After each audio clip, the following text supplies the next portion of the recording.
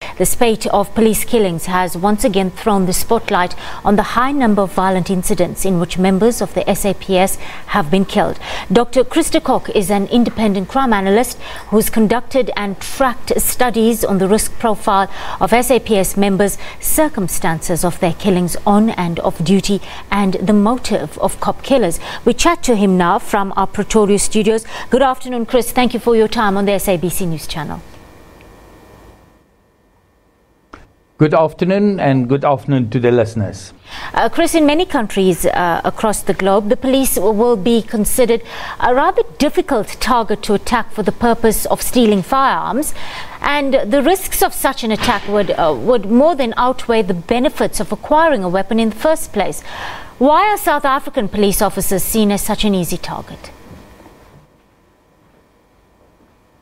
Well, it is quite worrying because, as you say, worldwide, people would be afraid to take firearms from police officers.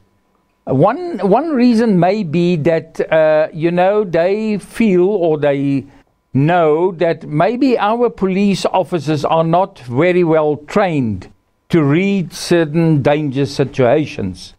A police officer must know that there are certain situations when he or she is attacked that they can go for the firearm. Also, there's another difference maybe between us and other countries, and that is that our criminals are very prepared to use violence. If we look at crime in general in South Africa, it is extremely violent. If we just look at what happened now in KZN, I mean, it is amazing to think that on one incident, 250 bullets at least are shot at a vehicle. It looks as if we are now living in the 30s in the United States when the mafia was using Tommy guns to shoot each other, the Godfather, when he gave instructions. So I think there's two reasons. One is that maybe our police officers are not properly trained to protect their firearm and to protect their own life. And secondly, that our criminals are so brazen, so determined to get firearms that they will do anything. Chris, that is also why they will attack police stations. All right. Chris, I've read some of the studies and it helps give us a picture regarding the different circumstances in which police have been killed. But still, there are some critical questions that remain. Now, when you go through that data contained in some of them, it suggests that the killings in response to police intervention constitute the largest of the three categories of killings. But then it appears to contradict the fact that the bulk of these killings have occurred consistently. Over 60% of the killings have been of off-duty policemen. So if most of the killings occur off-duty, it just doesn't make sense that they are in response to police intervention, unless police are doing more of their work off-duty than on-duty. Or could it be perhaps an underrepresentation of the data we're seeing? No, I think what happens is that why most of the police officers are killed off-duty, there's different circumstances. When police officers are off-duty, they are still maybe on their way home.